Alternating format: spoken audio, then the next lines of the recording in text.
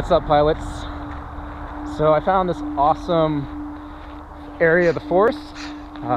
This is near Crestview Lake, no, Pinecrest Lake, sorry.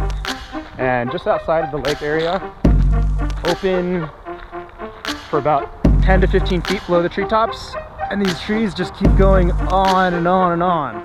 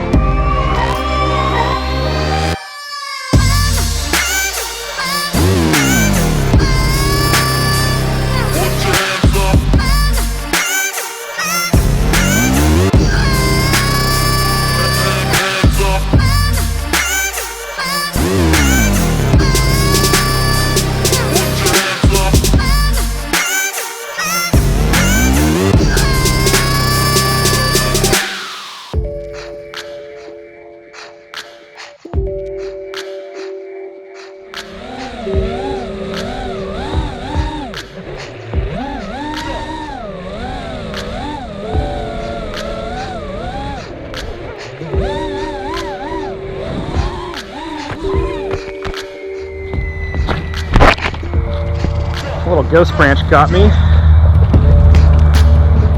Some pine needles going along for the ride, but I think everything is okay. So I'm gonna put this back down. Keep going.